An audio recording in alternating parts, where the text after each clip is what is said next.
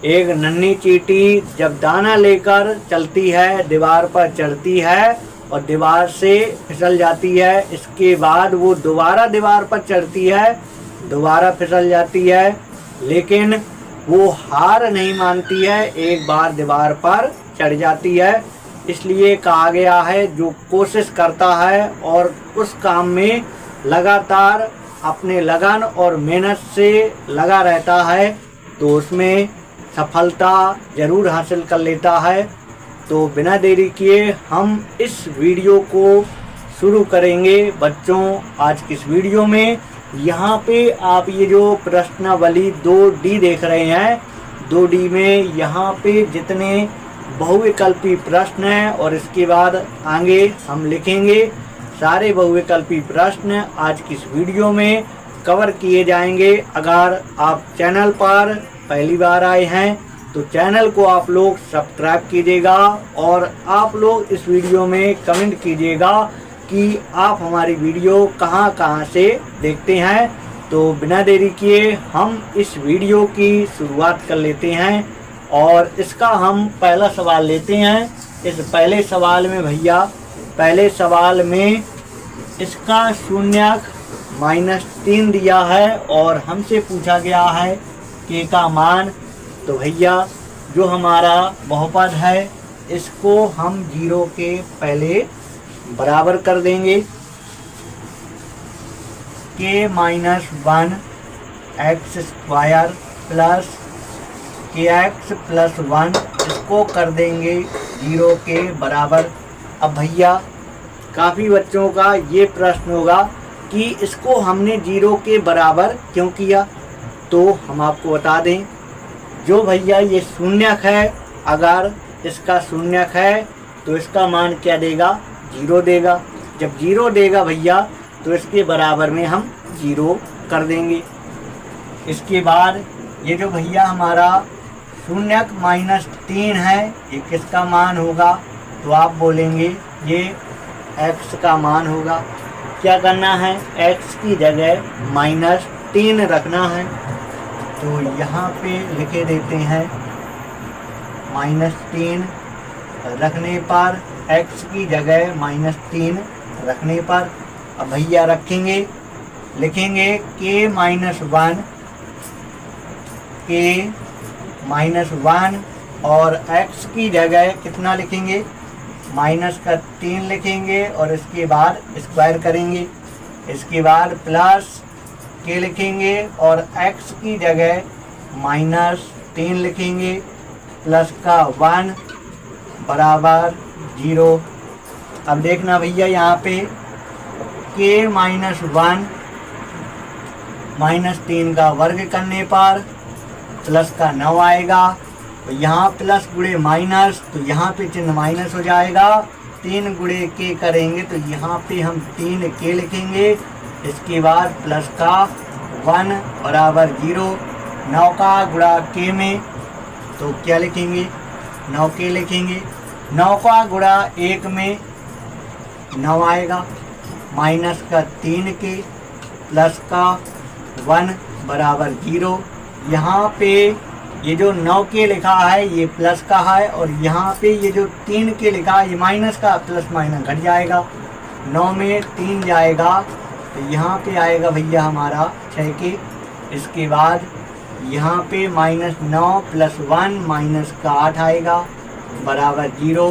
इसके बाद 6 के लिखेंगे, 8 को इस तरफ लिखेंगे, प्लस का 8 के बराबर 8 लिखेंगे।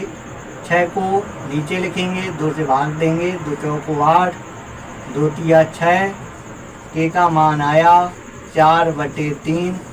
तो देखिए इसका कौन सा ऑप्शन सही हो रहा है, 4/3 आपको मिलेगा पहले ऑप्शन में। तो इसका पहला ऑप्शन हमारा करेक्ट हो जाता है। इसके बाद भैया इस सवाल को मैं मिटाता हूँ। यहाँ पे जो आपको ये दूसरे नंबर का सवाल दिख रहा है, इसमें शून्यक दिए गए हैं और इसमें बहुपद पूछा गया है। भैया 2 शून्यक दिए गए हैं तो कौन सा बहुपद पूछेगा, द्विघात बहुपद पूछेगा।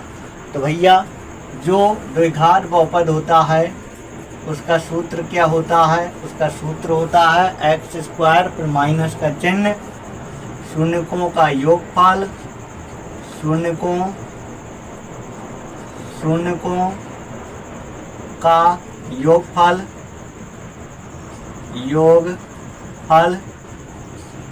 इसके बाद कोष्टक बंद, पीछे एक्स, इसके बाद प्लस शून्यकों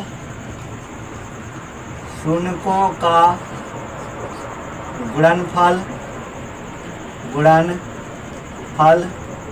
ये भैया हमारा द्विघात बहुपद का सूत्र होता है।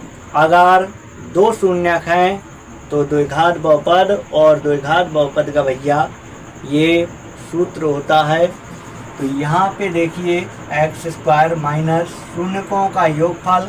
अगर हम शून्यकों की योगफल की बात करें तो भैया यहाँ पे -3 + 4 लिखेंगे, -3 + 4 लिखेंगे। इसके बाद प्लस शून्यकों के गुणनफल की अगर बात करें -3 × 4 लिखेंगे, -3 × 4 लिखेंगे। इसमें किसी को समस्या? अब देखना एक्स स्क्वायर, यहाँ पे एक चीज़ की कमी है, अभी यहाँ पे हमने इसके पीछे एक्स नहीं लगाया है। अब देखना भैया 4 में 3 घटेगा तो 1 आएगा, 1 × x करेंगे तो आप बोलेंगे यहाँ पे x लिखिए और यहाँ पे प्लस × माइनस कराइए तो माइनस लिखिए और 4 × 3 करिए तो 4 × 3 12। तो भैया देखिए ये किस ऑप्शन में लिखा है? तो आप बोलेंगे ये पहले ऑप्शन में लिखा है। भैया यहाँ पे इसके 2 ऑप्शन सही हो रहे हैं। कुछ बच्चे सोच में पड़ गए होंगे कि हमेशा एक ही ऑप्शन सही होता है, लेकिन भैया इसमें 2 ऑप्शन सही हो रहे हैं। सवाल थोड़ी गलती है, नहीं ऑप्शन सवाल में एक ही सही होता है। अगर 2 ऑप्शन सही होंगे तो उसमें लिखा रहता है इसका पहला और दूसरा सही है, तो उसमें टिक कर देते हैं। यहाँ पे भैया 2 कौन से सही हो रहे हैं समझिएगा। जैसे हम इसमें पूरे में 2 से भाग दे सकते हैं, इसमें 2 से भाग दे दें, इसमें 2 से भाग दे दें और 12 में 2 से भाग दे दें। अगर हम भैया 2 से भाग दे देंगे, 2 से भाग दे देंगे तो यहाँ पे देखिए 6 आ जाएगा और ये भी आपको यहाँ पे ऑप्शन में मिल जाएगा। तो यहाँ पे देखिए ये ऑप्शन भी इसका सही माना जाएगा। कभी कभी ऐसा आता है कि जैसे ये वाला ऑप्शन नहीं रहता है, डायरेक्ट ये ऑप्शन देता है, तो आप लोग जो भाग देकर उसी में टिक लगाएंगे। मान के चलो ये ना होता, अगर ये ना होता तो इसमें आप लोग सही करते। वैसे इन दोनों को सही माना जाएगा। इस प्रश्न में ये सवाल छापने में थोड़ी गलती हो गई है। इसमें 2 ऑप्शन इसके सही हैं, ये वाला भी सही है और ये वाला भी सही है। यहाँ पे डी ऑप्शन में लिख देना चाहिए था कि ए और सी दोनों सही, तो इसी में हम लोग टिक कर देते। समझ में आ गया होगा आपको ये प्रश्न। तो आप लोग यहाँ पे दोनों समझिएगा कि इसके दोनों सही हैं, क्योंकि चिन्ह में कोई अंतर नहीं है। माइनस माइनस अगर यहाँ प्लस होता तब हम इसी को बस मान लेते कि हमारा यही बस सही होगा। इसमें 2 ऑप्शन सही हो रहे हैं, तो आप लोग कंफ्यूज नहीं होना। ये नहीं कहना कि जो है बहुविकल्पी प्रश्न में एक ऑप्शन सही होता है, इसमें 2 आपने कैसे कर दिए। तो भैया ये थोड़ी गलती है, इसमें 2 ऑप्शन सही दिए हैं, इसलिए हम कहेंगे इसके दोनों सही हैं। और सवाल जब आपके पेपर में आएगा तो उसमें एक ही ऑप्शन सही होगा, तो सही वाला ही आप लोग टिक करेंगे। मुझे उम्मीद है आपको हमारी बात समझ में आ गई होगी। अब भैया इस सवाल को मैं मिटाता हूँ और आगे वाले सवाल को देखेंगे। तो जो भैया हमारा ये तीसरे नंबर का सवाल है, तीसरे नंबर के सवाल में ये हमारा बहुपद दिया है। इस बहुपद का एक शून्यक ये बैठा है और दूसरा शून्यक ये बैठा है। 2 शून्यक बैठे हैं, 2 शून्यक बैठे हैं। तो भैया मैंने आगे नहीं लिखा है, तो ए का मान ज्ञात करना है और बी का मान ज्ञात करना है। ए और बी का मान इस प्रश्न में ज्ञात करना है। तो पहले भैया हम इसको लिख लेते हैं एक्स स्क्वायर प्लस ए प्लस 1 और पीछे एक्स लगा देंगे।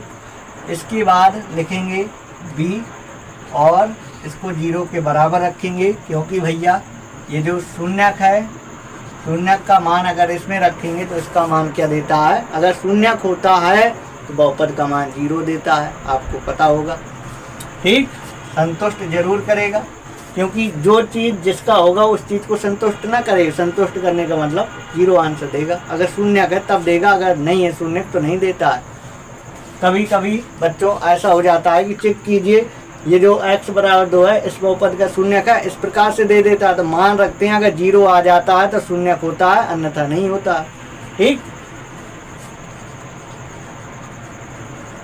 तो यहाँ पे देखिए x की जगह 2 रखेंगे, 2 का स्क्वायर, इसके बाद a प्लस 1 लिखेंगे, x की जगह 2 लिखेंगे, 2 लिखना है x की जगह, इसके बाद प्लस b बराबर 0। अब देखना 2 का वर्ग लिख देंगे 4, और यहाँ पे 2 जाएगा a से मिलने 2a, इसके बाद 2 जाएगा 1 से मिलने 2, इसके बाद प्लस b बराबर 0। अब देखना भैया यहाँ पे हम 2a और 2b इस तरफ रख लेते हैं, क्योंकि इन लोगों ने इस तरफ का प्लाट खरीद रखा है। इसके बाद इनको भगा देंगे, यहाँ 4 2 6 होगा, प्लस का 6 होगा, जब इस तरफ आएगा तो माइनस का 6, और इसे बना देंगे पहला समीकरण। एक समीकरण यहाँ से बना। इसके बाद जो भैया जो हमारा ये अब दूसरा शून्यक है, इससे हमारा बन जाएगा दूसरा समीकरण। ठीक, तो इसी को लिखे देते हैं।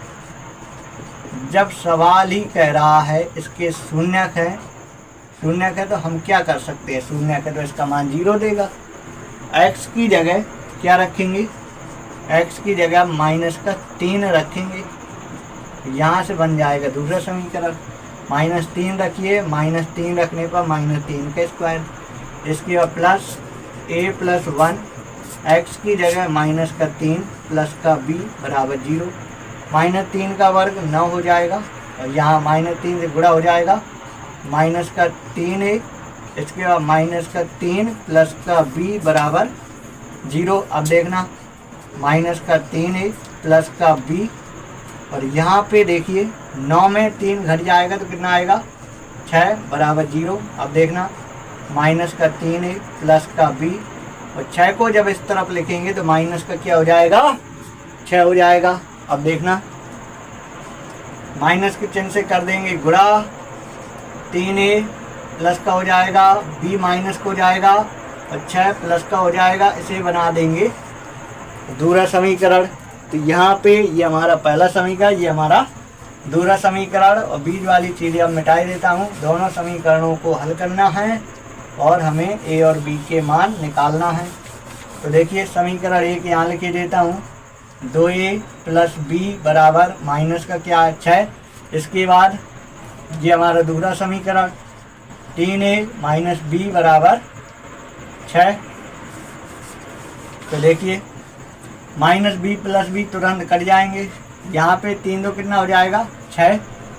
तो यहाँ पे हमारा 6a आ गया, और यहाँ पे 0 आएगा, a बराबर 0, 6 जाएगा जब नीचे तो 6 0 में भाग देगा तो 0 हो जाएगा। ठीक, a का मान समीकरण 1 में रखने पर लिख देना, 2 गुणे a की जगह 0, इसके बाद b बराबर माइनस का 6।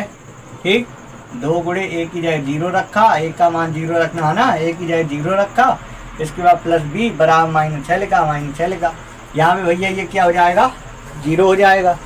तो यहाँ पे b बराबर माइनस का 6, तो a का मान 0, b का मान माइनस का 6, a का मान 0 और b का मान माइनस का 6। यहाँ पे हमें ये भैया डी ऑप्शन है, इसका डी ऑप्शन राइट हो जाएगा। इसके बाद इसमें पूछा है शून्यक -2 और 5 वाले बहुपदों की संख्या बताना है। यहाँ पे लिखा -2 और 5 वाले बहुपदों की संख्या है। तो भैया इसके बहुपदों की संख्या 3 से अधिक, इसमें आप लोग टिक लगा दीजिएगा। बच्चों हमारे सामने यहाँ पे 5वें नंबर से बहुविकल्पी प्रश्न आ चुके हैं। तो आइए हम इस 5वें नंबर के बहुविकल्पी प्रश्न को समझते हैं। तो भैया ये हमारा त्रिघात बहुपद दिया हुआ है, और इस त्रिघात बहुपद का एक शून्यक क्या है, 0। एक शून्य 0, यानी मैंने सीधा कह दिया अल्फा का मान 0। इसके बाद भैया हमें दोनों शून्यकों का गुणनफल, बाकी के दो जो बचे हुए हैं बीटा और गामा, ये जो बचे हुए हैं इनका आपको गुणनफल याद करना है। आपको इतनी बात समझ में आई होगी। इसका एक शून्य 0 है तो अल्फा का मान हमने माना कि 0 है। इसके बाद कह रहा है दोनों शून्यकों का गुणनफल होगा, दोनों शून्यकों का गुणनफल पूछा है, बाकी के ये दो शून्य बचे तो इनका गुणनफल हमें क्या करना है, याद करना है। तो देखिए, अगर शून्यकों के योगफल की अगर हम बात करें तो क्या होता है, -b/a होता है। अगर हम यहाँ पे अल्फा की जगह 0 रख दें तो यहाँ पे दोनों का गुणनफल ज्ञात होगा, तो आप बोलेंगे यहाँ पे दोनों का योगफल ज्ञात होगा, गुणनफल ज्ञात नहीं होगा, तो हम इसको छोड़ देंगे। इसके बाद अगर हम शून्यकों के गुणनफल की अगर बात करें, ये होता है -d/a होता है। अगर हम अल्फा की जगह 0 रख दें तो ये 0 हो जाएगा, तो यहाँ पे हम कह सकते हैं दो शून्यकों का गुणनफल इसमें ज्ञात नहीं हो सकता है। इसके बाद भैया दो शून्यकों को एक साथ लेकर उनके गुणनफल का योगफल ये लिखते हैं अल्फा बीटा, इसके बाद बीटा गामा, इसके बाद गामा अल्फा। तो भैया ये क्या होता है, ये होता है c/a होता है, अल्फा बीटा, बीटा गामा और गामा अल्फा। तो अगर हम अल्फा की जगह 0 रख दें तो ये क्या हो जाएगा 0। अल्फा यहाँ दिख रहा तो ये भी 0 हो जाएगा। यहाँ पे अल्फा नहीं है तो यहाँ पे भैया बीटा गामा बचा, और बीटा गामा हम कहेंगे c/a। तो भैया दो शून्यकों का गुणनफल c/a होगा।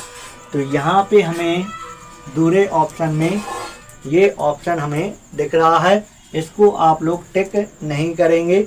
इसके बाद यहाँ पे दूसरे ऑप्शन में ये जो c/a आपको दिख रहा है, इसी को आपको सही करना है, ठीक। तो इसको मिटाते हैं। इसके बाद आइए,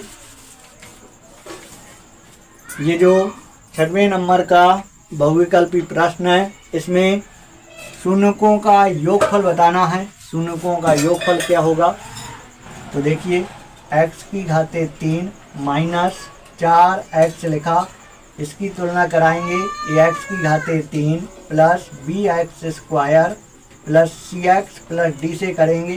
तो x³ x³ तो a का मान क्या होगा, 1 होगा, क्योंकि यहाँ पे इसके गुणा में 1 होगा, a का मान 1।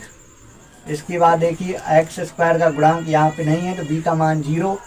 इसके बाद c का मान, x का गुणांक यहाँ पे है तो c का मान -4, और d का मान अचर पर नहीं है तो d का मान 0। क्या पूछा भैया, शून्यकों का योगफल पूछा है।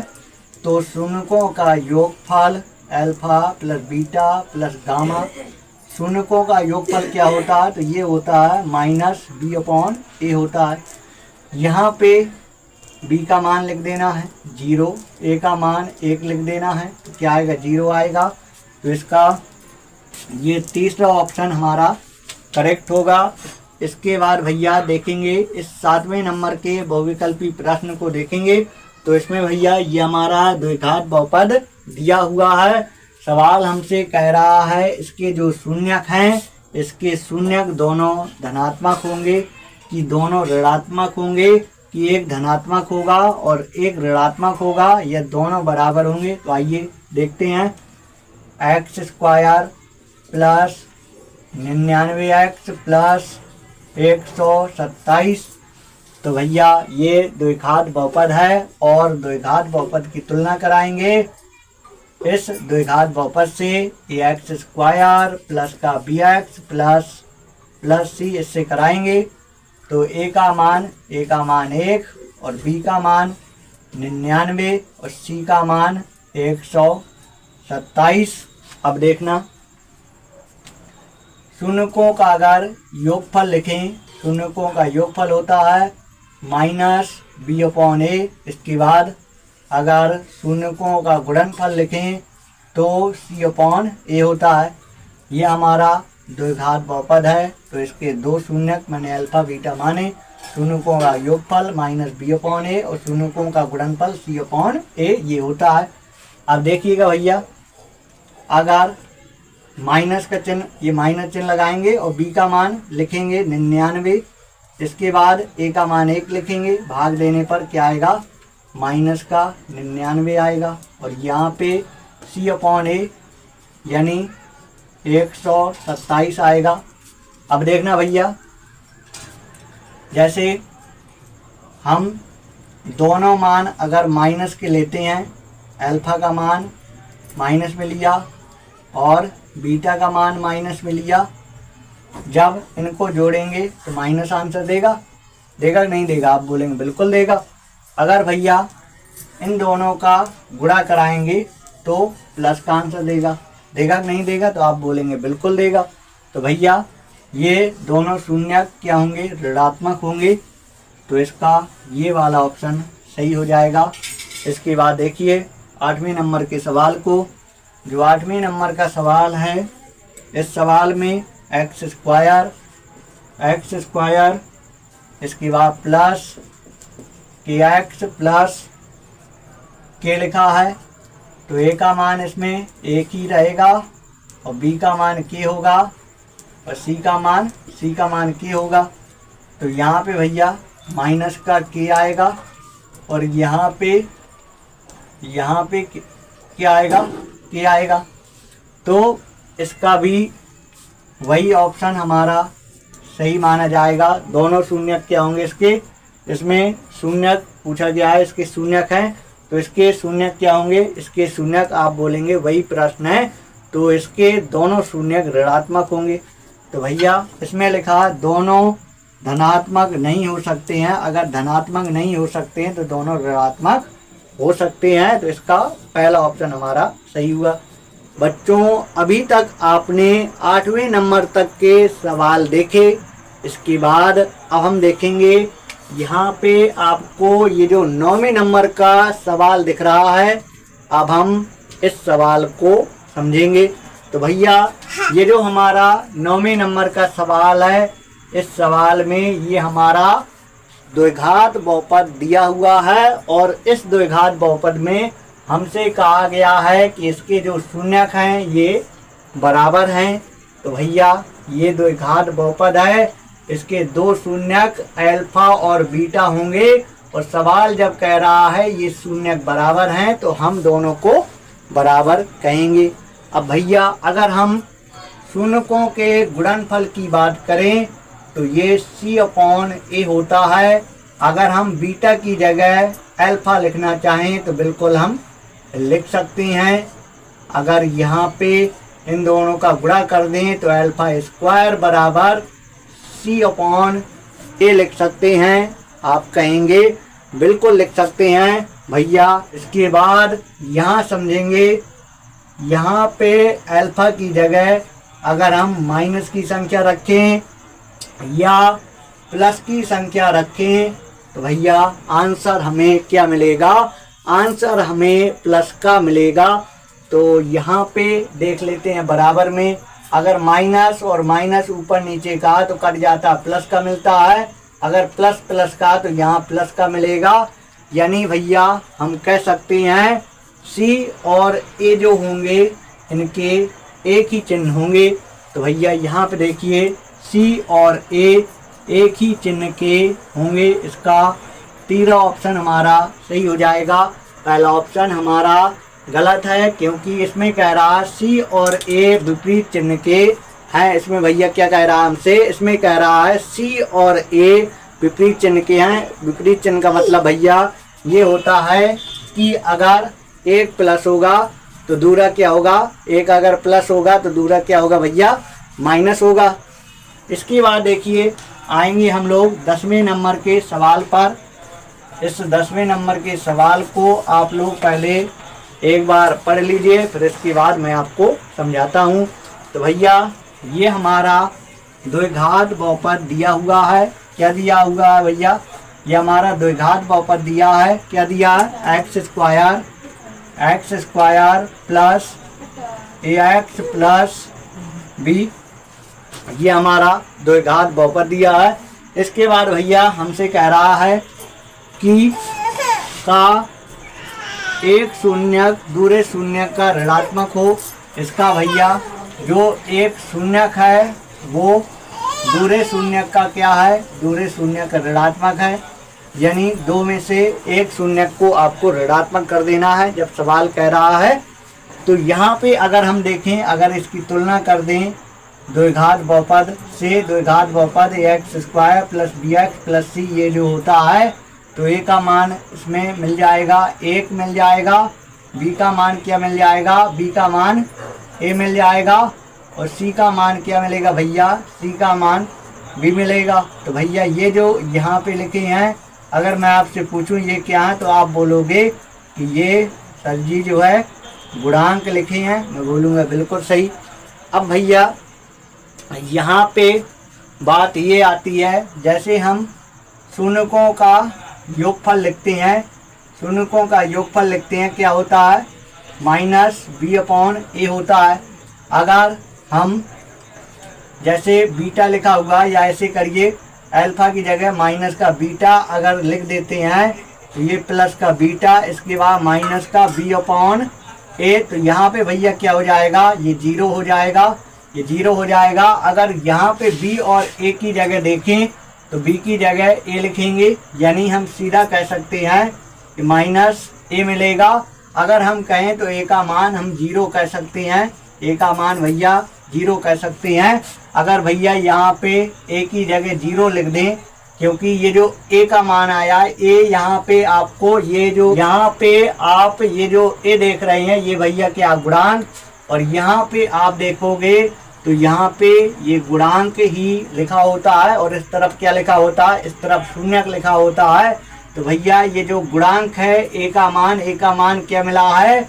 0 मिला है। अगर यहाँ पे हम 0 रख दें तो भैया एक्स स्क्वायर प्लस क्या मिलेगा? b मिलेगा। इतना मिलेगा कि नहीं मिलेगा? आप बोलेंगे बिल्कुल मिलेगा। तो भैया इसमें जब अधिकतम पावर 2 है तो ये रैखिक बहुपद होगा। आप बोलेंगे ये रैखिक बहुपद नहीं होगा। तो देखिए यहाँ पे मैंने जो ऑप्शन सही था उसी को सेलेक्ट किया, उसी को लिखा है। इसमें कोई रैखिक पद नहीं है, इसमें भैया रैखिक पद नहीं है। रैखिक पद का मतलब ये कि चर की पावर 1 होना चाहिए, तो यहाँ पे चर की पावर 1 वाला पद मिल रहा है। आप बोलेंगे कि चर की पावर 1 वाला पद यहाँ पे नहीं मिल रहा है। इसके बाद भैया जो आगे लिखा है इसको समझाते हैं। इसको समझाने के लिए अब हम लिखेंगे शून्यकों का गुणनफल लिखेंगे। क्या होता है? c अपॉन ए होता है। तो यहाँ पे भैया अल्फा की जगह माइनस का बीटा लिखे देता हूँ। इसके बाद बीटा बराबर c अपॉन ए। अगर हम यहाँ पे मान रखना चाहें तो c की जगह b लिख सकते हैं, और a की जगह 1 लिख सकते हैं, और यहाँ पे माइनस का बीटा स्क्वायर, यहाँ पे b होगा। अगर यहाँ से चिन्ह हटा देंगे, भैया यहाँ से चिन्ह हटा देंगे तो b हो जाएगा माइनस का। अगर b माइनस का हो गया इसका मतलब हम ऐसा कह सकते हैं कि b का मान जो होगा ये भैया यहाँ पे देखिए, ये जो b दिख रहा है यही तो c का मान है। ये जो b आपको दिख रहा है यही तो c का मान है। मतलब ये जो b हमारा लिखा हुआ है, b जो लिखा हुआ है ये क्या है? आप बोलेंगे ये अचर पद है। तो अचर पद यहाँ पे माइनस का है। माइनस का मतलब इस b का मान 0 से क्या होगा? 0 से छोटा होगा। अगर माइनस है, b में माइनस चिन्ह लगाया, तो बताइए इस b का मान 0 से क्या होगा? इस b का मान 0 से छोटा होगा। अगर भैया 0 से छोटा होगा तो हम कह सकते हैं -1, -2, ऐसा हो सकता है। तो इसका मतलब ये हम कहेंगे कि जो हमारा ये अचर पद है ये क्या है? ऋणात्मक है। अचर पद क्या है भैया? ऋणात्मक है। तो इसके बाद यहाँ पे आगे पढ़ेंगे अचर पद ऋणात्मक होता है। तो जो हमारी बात है इस ऑप्शन को बिल्कुल सेटिफाई कर रही है, मतलब सही हो रहा है। इसके बाद ये जो 11वें नंबर का आपको यहाँ पे प्रश्न दिख रहा है, 11वें नंबर के प्रश्न में ये जो ऑप्शन दिख रहे हैं, आप लोग हमें बताएंगे कि इसका कौन सा ऑप्शन सही होगा। अगर आपको ये वीडियो अच्छी लगी हो तो आप लोग इस वीडियो में कमेंट करके आप हमें बताइएगा ज़रूर। और इस वीडियो को आप लोग अपने मित्रों के पास ज़्यादा शेयर करिएगा। सभी मित्रों के पास हमारी इस वीडियो को फैला दीजिएगा। मुझे उम्मीद है आप लोग इस वीडियो को ज़रूर फैलाएंगे और इस वीडियो में आप एक लाइक करके ज़रूर जाएंगे। और जो समस्या हो तो इस वीडियो के कमेंट बॉक्स में आप लोग हमें करके बताएंगे।